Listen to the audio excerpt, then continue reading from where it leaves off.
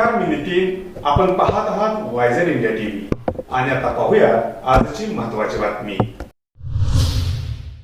स्वर्गीय लोकनेते विलास काका पाटील उंडाळकर यांचे सुपुत्र राष्ट्रवादी काँग्रेसचे नेते ॲडव्होकेट उदयसिंह विलासराव पाटील उंडाळकर यांनी येळगाव जिल्हा परिषद गटातून उमेदवारी अर्ज निवडणूक निर्णय अधिकारी अतुल मेहत्रे यांच्याकडे दाखल केला. यावेळी युवा नेते आदिराज पाटील उंडाळकर हे उपस्थित होते. मागील 5 वर्षात येळगाव जिल्हा परिषद मतदारसंघात 17 ते 18 कोटीची विकास कामे करण्यात मला यश मिळाले आहे. मतदार मला पुन्हा काम करण्याची संधी देतील असा विश्वास उदयसिंह पाटील उंडाळकर यांनी व्यक्त केला. आज या ठिकाणी मी उदयसिंह विलासराव पाटील येळगाव जिल्हा परिषदमधून उमेदवारी अर्ज दाखल केलेला आहे. मागच्या पंचवार्षिकमध्ये सुद्धा मी त्या जिल्हा परिषद मतदारसंघाचं नेतृत्व करत होतो.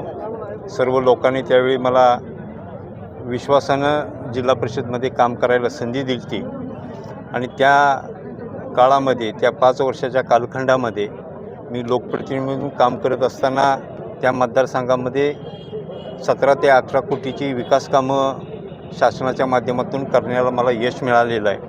आणि आज त्याच विश्वासानं राष्ट्रवादी काँग्रेसच्या वतीनं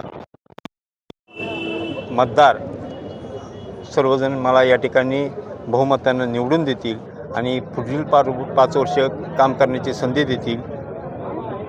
इतर उर्वरित जे जिल्हा परिषद गट आहेत त्यामध्ये आपल्या पक्षाकडून कोणकोणत्या गटामध्ये उमेदवारी दिली जाणार आहे?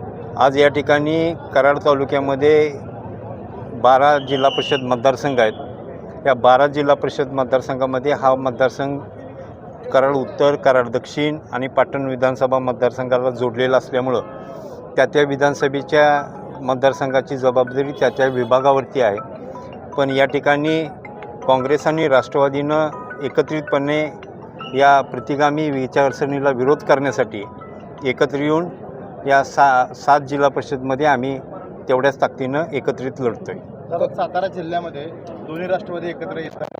माझ्या माहितीप्रमाणे की सातारा जिल्ह्यामध्ये दोन्ही राष्ट्रवादी म्हणजे पवारसाहेबांची राष्ट्रवादी, अजितदादांची राष्ट्रवादी ही एकत्रित एकाच चिन्हावरती लढण्याचा त्यांनी वरती निर्णय केलेला आहे. काँग्रेस फक्त कराड तालुक्यामध्ये आपल्यासोबत आहे का जिल्ह्यामध्ये एकत्रितरित्या लढत आहे? आज बऱ्याच ठिकाणी जिल्ह्यामध्ये ती राष्ट्रवादी बरोबर आहे. ही होती आजची महत्त्वाची बातमी.